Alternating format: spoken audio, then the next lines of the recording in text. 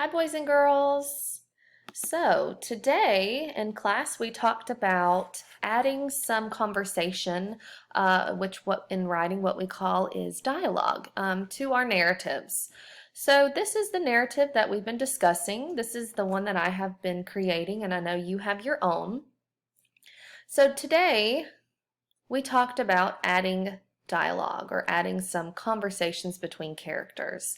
And I'm just real quick going to highlight some of my dialogue so you can see when characters are talking. Stop that right now, Mom said. I'm not doing anything. I said back to her, I guess my mom thought I was the one playing the drums, but it was really my little brother, who always gets me in trouble.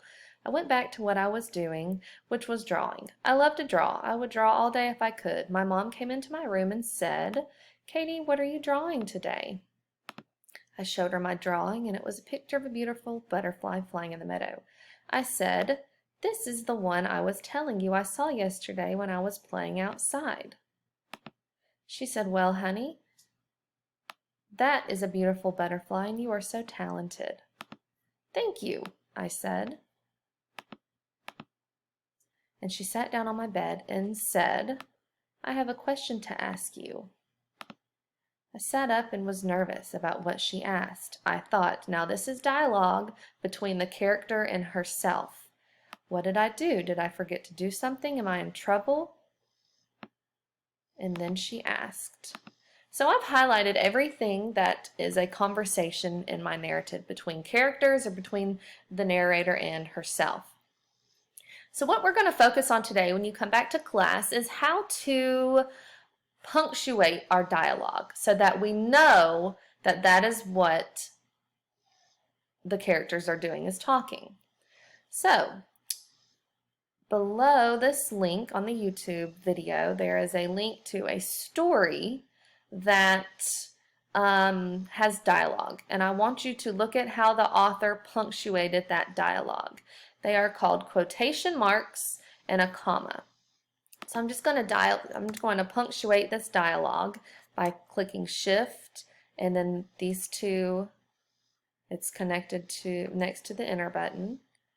And these two, this is called quotation marks, and that lets us know that someone's talking. So whatever's inside those quotation marks is what the character is saying. So what I would like for you to do before you come to class is to go through your narrative, and I want you to find where you put the conversations for your characters, and I want you to put quotation marks around what the characters are saying. And also, we always want to put a comma inside the quotation marks after the last word, because that lets us know that the character's done talking, and when we're reading it, stop that right away, Mom said. Did you notice when I had my pause? And we've always talked about when you pause when you're reading, that's when you put your comma. So that is your task for today, is to go through your narrative before class. You don't have to highlight, but if you'd like to highlight where characters are talking, where there's dialogue, and I want you to put quotation marks and your comma where they belong in the dialogue. Okay? You can also jump to IXL. I have starred the dialogue practice if you'd like to go and get some extra help with that. And I also attached a link to a read aloud that has dialogue in it as well for a good guide. All right. I will see you all in class.